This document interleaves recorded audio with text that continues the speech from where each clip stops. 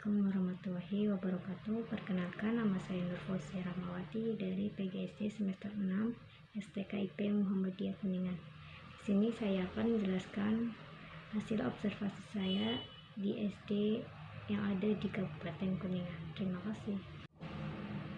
Kasus yang saya teliti yaitu peserta didik kelas 5 yang belum bisa membaca, kesulitan dalam mengenal kelompok huruf.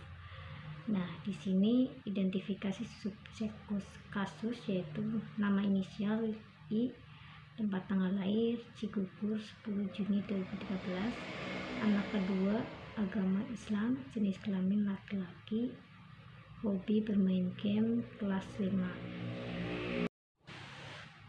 Deskripsi masalah subjek kasus yaitu berinisial I yang merupakan siswa kelas 5 SD yang berasal dari keluarga dengan ekonomi menengah ke bawah. Bapak yang berinisial A merupakan pekerjaan petani dan ibunya merupakan ibu rumah tangga. I merupakan anak terakhir dari 2 bersaudara. Kakak pertamanya masih duduk di kelas 2 SMA. Bapak dan ibu dari I juga tidak mengenyam pendidikan sampai selesai.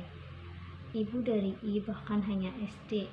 Permasalahannya, I adalah anak yang cenderung nakal dan kurang mau memperhatikan ketika guru sedang mengajar. I senang bertanya, tetapi pertanyaan tidak sesuai dengan apa yang sedang dibahas oleh guru. I adalah salah satu siswa yang mengalami kesulitan membaca. I sering membaca terbalik tulisan dalam suatu bacaan. Ini terlihat ketika dia membaca sebuah bacaan dalam buku tematik dengan tema cita-citaku yang berjudul Dr. Aun. I membaca sangat lama dan sering terbata-bata atau kurang lancar. Dalam satu paragraf saja, I melakukan kesalahan sebanyak 4 kali. Nah, yang kedua yaitu identifikasi kasus.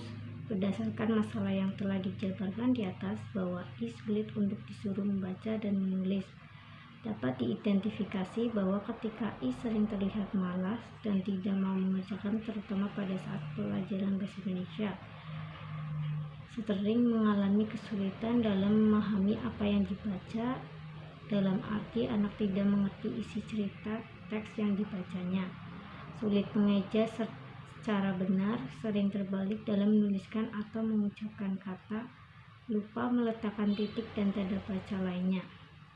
Faktor pemicu yang menyebabkan I enggan malas untuk membaca dan dapat diakibatkan oleh lingkungan sekitar, terutama lingkungan keluarga.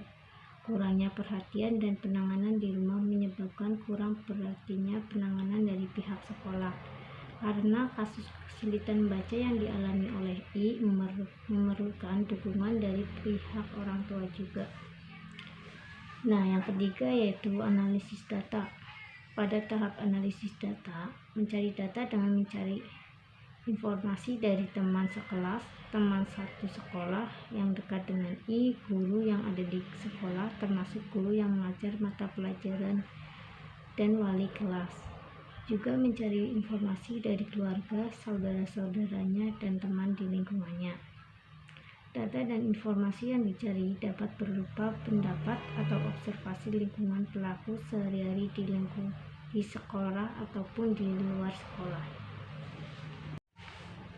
Nah, dari beberapa identifikasi dan analisis data yang diperoleh, dapat dihubungkan bahwa si anak memiliki permasalahan kurang motivasi dari diri sendiri untuk belajar membaca dan kerjasama antara orang tua dan pihak sekolah. Objek yakni I lebih menyukai dengan sulit untuk membaca dan menulis. Diagnosa adalah langkah untuk mencari faktor-faktor yang menjadi penyebab dari masalah yang sedang dihadapi oleh subjek kasus. Berdasarkan hasil pengamatan dan observasi, maka dapat disimpulkan bahwa yang menjadi penyebab I malas menulis dan baca karena faktor dari dalam diri dan faktor dari luar diri. Faktor dari dalam diri antara lain yaitu keturunan atau faktor genetik, kelahiran prematur atau berat badan saat lahir cukup rendah. Yang ketiga, gangguan migrasi neuron. Yang terakhir yaitu kelainan pada otak dibanding anak normal lainnya. Sedangkan faktor dari luar diri sendiri yaitu Yang pertama, orang tua kurang perhatikan kondisi anak. Maksudnya perhatian dalam hal ini lebih kepada apapun yang diinginkan oleh anak akan selalu dituruti atau dimanja, asalkan anak tersebut diam menuruti kata orang tua. Nah, yang terakhir yaitu karena malas belajar, waktu bermain lebih banyak daripada waktu belajarnya. Prognosis memprediksi kemungkinan-kemungkinan yang akan terjadi apabila permasalahan yang dihadapi oleh siswa tidak segera mendapat bantuan.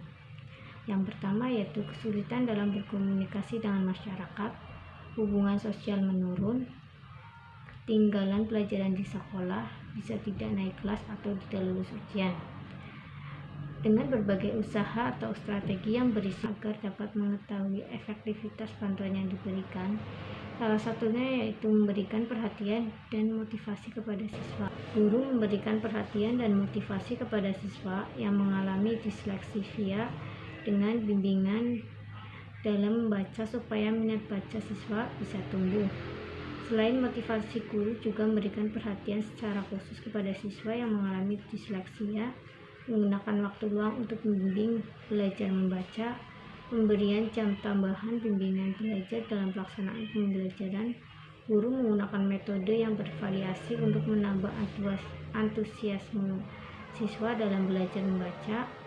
Metode yang digunakan guru dalam bimbingan belajar meliputi metode mengajar, metode mengeja, metode bunyi, metode suku kata, pendekatan orang tua yang dilakukan dengan cara mengkomunikasikan kepada orang tua atau wali siswa ketika pembagian rapot maupun ketika orang tua menjemput anaknya ke sekolah.